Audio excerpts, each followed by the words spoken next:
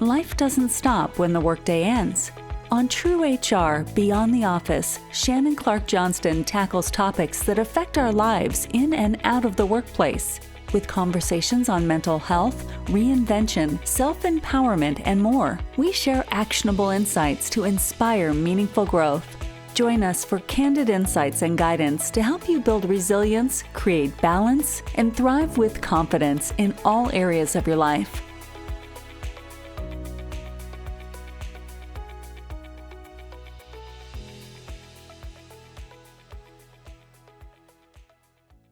So let's do a little bit of a pivot, and we're going to talk about the True HR, your brand. And it isn't just about traditional HR. Mm-hmm. It's about helping people to thrive, as we've been talking about, in their personal and professional lives. Yeah. So how did the vision for True HR evolve?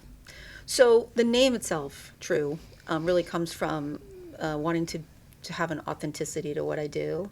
And I think HR...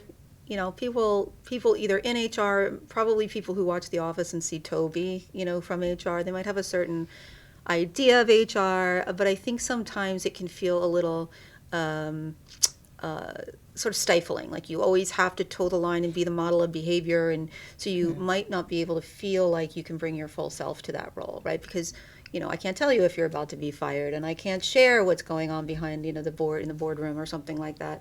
So I think there's this tendency for HR to be viewed as sort of stiff and maybe, just not as open. But of course, there are reasons why you can't always be open, and so I wanted to have more of a fresh view. I think you can still be vulnerable, authentic, real. I don't really like corporate speak. I like plain talk. And, I remember one company I worked for, they started using the word calendarize. And, I'm like, can we just say schedule? Because I don't know what calendarizing is. So I like to be real, and I'm a direct person, straightforward, and I always try to be direct and straightforward with kindness and respect. But so that was really the genesis of like the name and what I wanted it to be about. And I like, so if, of course I want to have a successful business, but if I can't help a client that comes to me, I'm going to tell them, I'm going to be very open and very real. And so that's really where that came from. And originally the company was doing a lot more work in traditional HR space. Like you said, it was compensation, benefits, and so forth. And now we're really pivoting to more of a coaching model, doing speaking engagements. And I do some sort of people operations strategy work as well. But I really want to use my experiences to coach people, to help people, both professionally and personally, because I think they're obviously intertwined. Definitely. And I think sometimes in HR, we can feel like, we're always, it's a support function, right? So we're helping other employees all the time, and it's sometimes, we don't always put ourselves first, or we feel like we can't be our real selves, right? Yes. Like if you're in HR and you don't abide by the dress code one day, I mean, everyone's going to look at you and go, well, you're in HR. Why don't you know how to dress? That's Right. just like one example, right? Right. Your words are very, have to be very measured at times and so forth. So still professional, but I think just a bit more of a fresh take on a HR consultancy firm. And but really I want to speak and just help others with my learnings, my business experience, but also my personal story. Because it's interwoven in there. Right, exactly. Yep. I don't think that, if I hadn't taken some of the journey in my career, after those two steady state companies, I went to a series of startups. And, I had this tendency, as I mentioned before, to really want to, perfectionism. And I wanted to take a lot of time with things. And then going to these startups, that shifted me to have to be more on the fly. Publicly traded startups don't let you have weeks and weeks to prepare your 1 hour presentation, so that kind of shifted. And so now, being an entrepreneur, as I know, you're always learning and growing. I remember,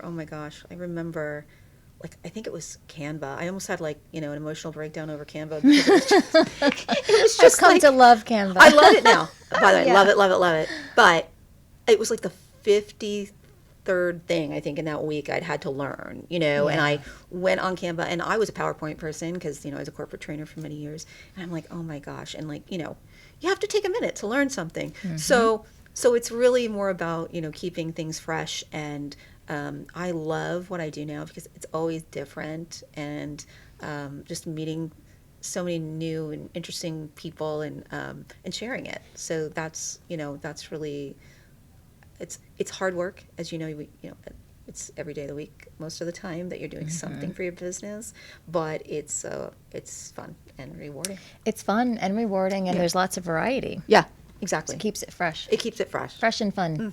Exactly. Your content pillars include confidence, which we talked about, personal and professional development, and building relationships. Why are these themes so important, and how do they tie into your work? Well, we have talked about confidence already, and I think that's really that's just the foundation of it all. And I think confidence and resilience are really intertwined, as we've mentioned as well. So I think if you can inspire people to take action, positive action in their life, it's sort of the starting point for everything. I mean, if you believe in yourself, if you feel good about the work you're doing, the relationships you have, you're just going to be that much better at whatever it is you choose to do. And I just think the whole point here, I think, while we're on this earth, is live as rich and a fulfilling life as you can. And if you are feeling stuck, feeling trapped, and I've been there, feeling trapped, and that's where I think the work that I do, and I know that you do as well, is really meaningful. And it's not that I did coaching certainly in the construct of HR and being an HR leader, but it is different because, again, HR people do work for the organization, right? Right. So there are limits. We're not therapists. I'm not a therapist now either, but it's much harder to go deep in those scenarios. That's not your job, right? Exactly. In a corporate setting. So now I feel like it's very freeing, and I hope that those principles, if you can work on those, if you can isolate competence, resilience, because again, we talked about it. I mean, life can be amazing. There's a quote, I wish I could remember. It's like life is amazing, life is terrible, life is awesome, life is, and it keeps going on, right? Yes, right. So it's fluid. It just keeps. Yeah. So so if you can more effectively deal with that, you're just gonna have a more rich and fulfilling life. So that's really the foundation of everything, in my opinion. Yeah. When you were just saying that, it reminded me of being like the palm tree, where you can bend and not break. Like they really bend during the high winds and the hurricanes, right? And then they come right back. They come back. That resilience. That's right. But you have because they're flexible, right? And it's like you can't.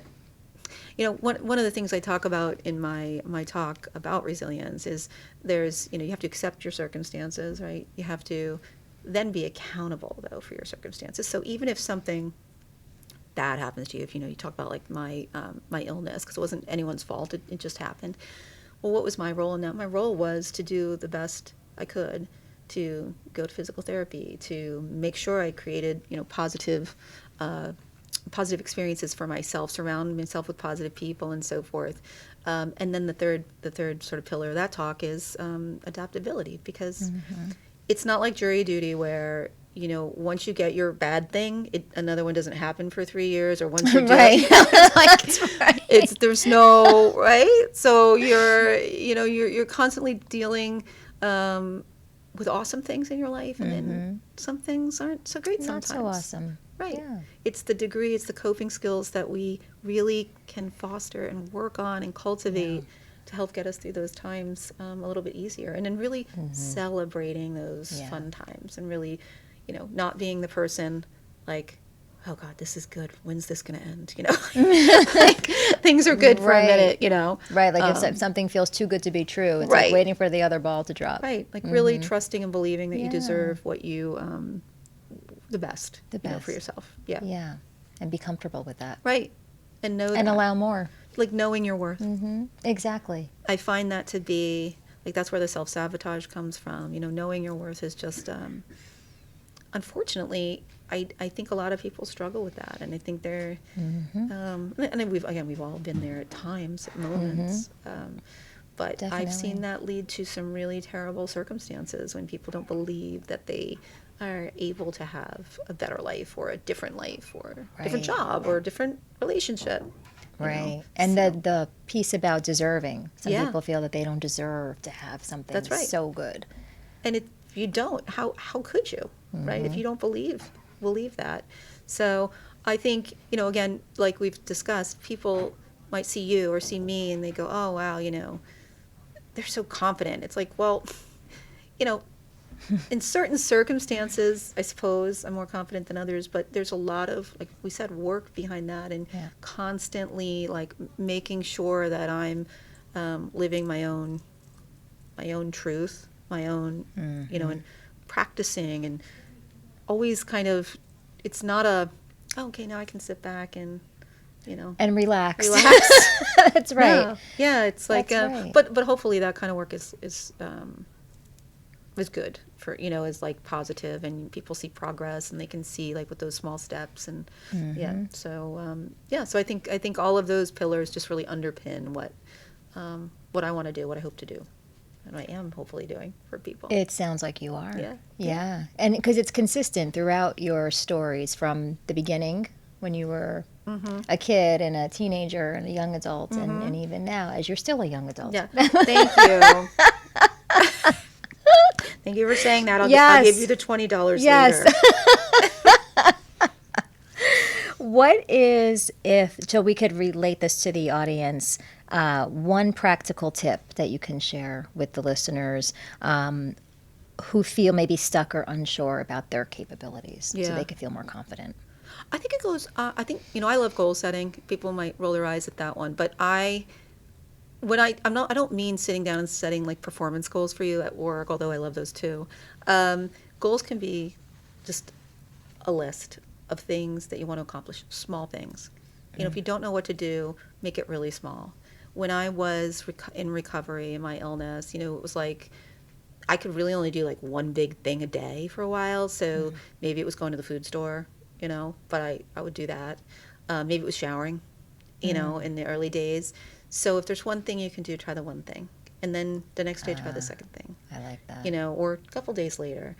So by goals, I don't mean necessarily, although big goals are great too, setting goals for yourself. And, I talk about this in my talk about I'm obsessed with Franklin Covey planners. Oh. I know it's 2025 now, and I still write everything down.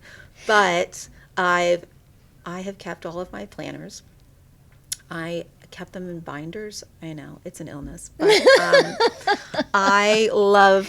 So you might not be there, and if you're not, good for you. I wish I wasn't, but it is something I like to do. But when I was in recovery, I had this planner, and you could see the 3 months, like when I was initially sick and everything. There wasn't really anything. There wasn't much in there, and But I demanded to have my planner brought to the hospital because I just, needed a planner in a hospital. I mean, I don't know. Just in case. You never know. You never know. Someone might want to go on a coffee date in the hospital. I don't know. So I had my planner brought to the hospital, and it was like, I think, in retrospect again, it was sort of this like hopeful act of, okay, I want to plan some things because I want to get better. So I want to plan. I want to write some things down. I want to have this here. And so to me, having things planned, and it might even be a month in advance, it's just like what do they say? They say the enjoyment of a vacation comes more in the planning of it than the actual. Right. So having plans, having goals like that, I think is like the one thing you can do for yourself if you just feel like I don't even want to leave the house today. Okay, well, I don't know, organize your junk drawer or something. I mean, something that will help you feel some sense of accomplishment. Right. Find the one thing. Yep. Commit to it, do it. Exactly. And have that sense of completion. Exactly. Yeah, that's a great tip. It's I do tease my mom because when I was very young, I want to say second grade, I would come home from school. She would ask me, "So what did you accomplish today?" I'm like, I don't know, like the alphabet. Like I'm 7. I don't know. What does accomplish even mean? What does that mean? My mother is a very goal-oriented person as well. I think there's certainly a balance. But I think that kind of feeling of accomplishment of even something very small can sort of propel you into something a little bigger, and then a little bigger, and then a little bigger.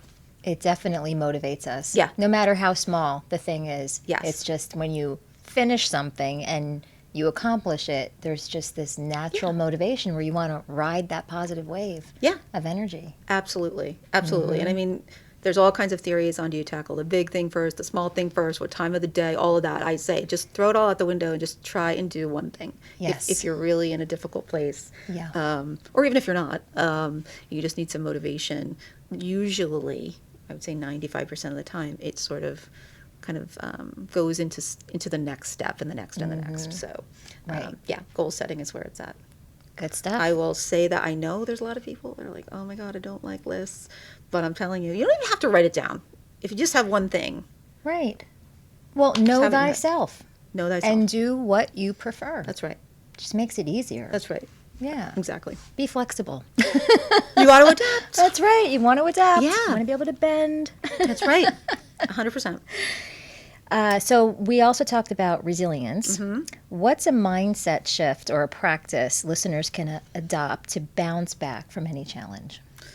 Any challenge, okay. Or from a challenge. Yeah. I mean, I think, again, I go back to the positive mindset, the growth mindset, feeling like, where do I need to kind of grow in my life? I know for me, I recently took a solo trip to Portugal, and I had wanted to do a solo trip for a long time. I thought I'd go to like a spa, maybe like in, North Jersey. But instead, I, for a variety of reasons, found myself going to Portugal. And it was sort of like, my son had left for college in August. I was feeling a shift in my own life. So happy for him. He's exactly where he needs to be. For me, it was sort of like, I'm not an everyday mom now, so now I have to kind of start to figure out what I like. And so this trip to Portugal was a way in which it was sort of feeding my need for resilience, and it was this thing I could do. Planning was sort of took my mind off things and made me excited, and then of course being there. But so again, I mean, I guess it goes back to planning, but also really trying to figure out what you like. I think as women in general, and definitely as moms or caregivers of others, we don't always put ourselves first, and probably maybe far down on the list, to the point where, I don't even know I didn't even know what I liked. I didn't even know where I wanted to go. So this came about because a friend had been in the exact place that I went, and I felt like, okay, I kind of know enough about it now. But it was really just about like this self-discovery. So I would say if someone wants to bounce back, there's certainly a mix of really trying to figure out, like, what is it? Like, what do you want? Stop the noise and what everyone else thinks you should be doing, and then take some steps to accomplish that. And my initial step was not necessarily to book a ticket. My initial step was to talk to my friend, and then what do you think? Right? So starting to really do something that, I guess, I mean, at the risk of sounding a little corny, but like feeds your soul or really makes you something that lights you up, And in a dark time, that can be hard to find. But I think, look, reading is one thing for me. I love to read, and I used to read all the time.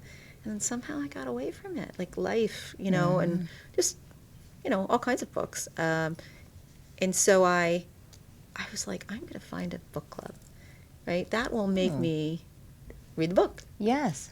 And I did that. I went into town. I found this really adorable bookshop, and they have a monthly book club. And I read the book and went to the book club, and it was a great experience. Yeah. And now I don't go to every one because I don't always love the book, but it started me on this new path to reading, and now I do. I read more and more and more. So sometimes it's just kind of like really making yourself a priority, figuring out what you like, and trying to search for that, like that bright light. I love that. Yeah. Because it's always there when you look for it. Yeah, because it sounds so. I used to get mad at myself, going, "How do you not know what you like, Shannon? How do you not know?" Right. But I was busy working, raising my son, going through life. And yeah, of course who doesn't like to get like a massage or, things like that. But I'm talking about those really like deeper things. Yeah. Do I like to go to like a beach vacation? Do I want to do this like those kinds of things? And what do I want to know about the world? Where do I want to go? I don't know. So, some inner searching, I guess. I know you like to meditate. I think meditation. I do it every day. I love it. You do? Yeah. Yeah. It gets me out of bed. Yeah. Because I look forward to it. Mm-hmm. I think one of the things I struggled with for many years was to finding some quiet time. Mm-hmm. And it does that. I think yoga for me, I did some not so super intense yoga for several years that allowed me to just calm my brain down a little bit. So I get that. And that can be really helpful in a tough time too. Just taking definitely. To get quiet and just kind of go within. Mm-hmm. Mm-hmm. Absolutely.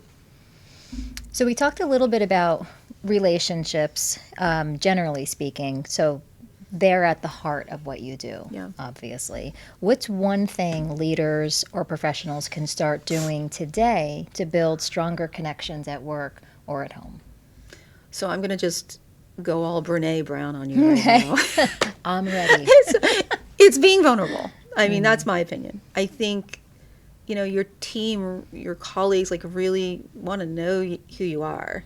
They might not want to know every detail about you. Don't get me wrong, but I'm saying like, again, this goes back to when we were talking about why I started True HR. It's like you can be your authentic self if you can really show people who you are, why you think the way you think. I think that opens the door for better relationships. In and of itself, it doesn't do that. But so many times leaders, they don't want to be wrong, or they don't want to look like they don't know an answer to things, or they're not the expert. And so they create this distance between themselves and their team or their colleagues. I've always hated the term executive presence because, first of all, I don't even really get it. I've been an executive. I have my presence. I don't know what, but it always sort of had this connotation to me of phoniness. Mm-hmm. What does that mean? I can't be like a real person when I'm an executive. I mean, I know, look, there's tenets of it where you want to show calm and moments of stress and all of that.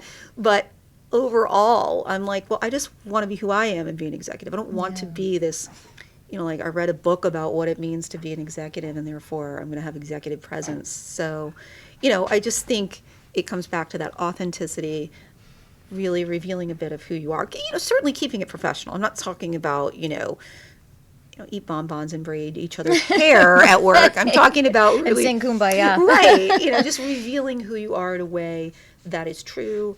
It shows you care about, the people that you're working with. They're not just there to do your bidding kind of a thing. So I think if leaders could be more vulnerable, it would be an amazing thing. I think it's hard. I think when I was first a manager, I didn't do a good job of that either. I thought, I am now managing you. I will now put my, and again, I hope that by now I am a much better manager and leader, because you learn as you grow. You do? Oh, it's all about you should, learning. I hope yes. most people, maybe not everybody does, but I hope so. When you look for the learning and you do a little reflection. Yeah, exactly. The lessons are there. Yeah, and that's again, that there have been, roles that I've had that, I look back and I go, oh, like I could have done that better, right? Or, that was a crummy experience, so where am I in that experience? Like what was my contribution to that, good or bad? And like, again, it's not like, right? Yeah, well, I mean, you have to, right? I like the word contribution versus how I have been taught to say it, personal responsibility. What can I take responsibility for?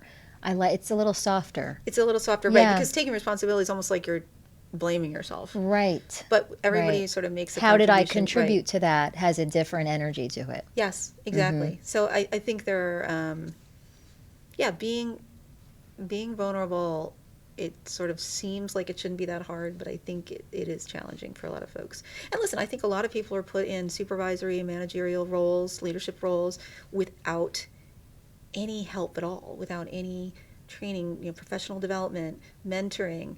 And so they're learning as they go. Hopefully they give me a call, because I can help with that.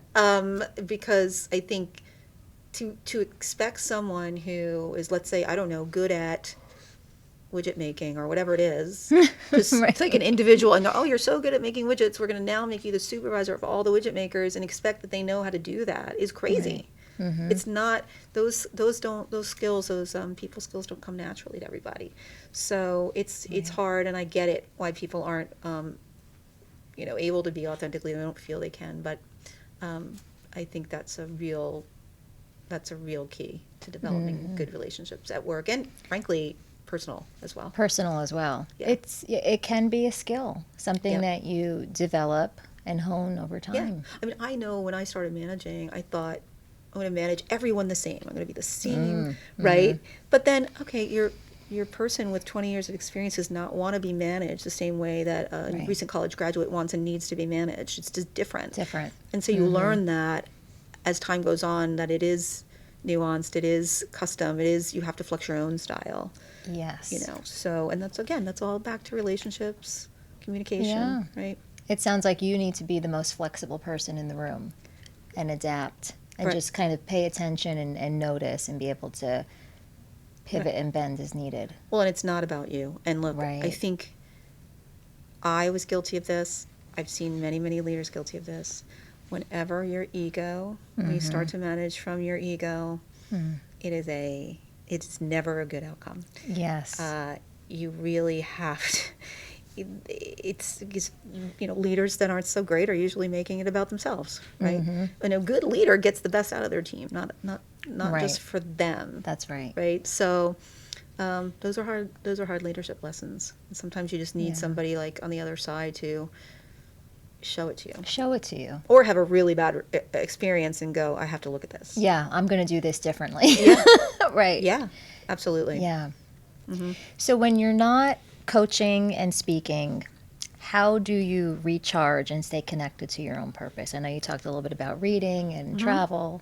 Yeah, and those are kind of new. A little over a year ago, I started regularly working out, and that has been like a total game changer on a lot of levels. And I know a lot of people do this already, so maybe I'm late to the game on this one. But I've always known exercise was good. It's not like I didn't, but I just didn't commit in the way that I have now. And also with my health, I do still have residual issues from my illness, and there was like some fear there about hurting myself or going a little too far with the exercise. So I think I found a fairly good happy medium in terms of the level of effort, and it's just helped in so many. It's helped obviously with confidence, obviously physically it's helped with weight maintenance and all of that, and having, I think for anybody, feeling stronger like as a woman is really, really cool. But for someone who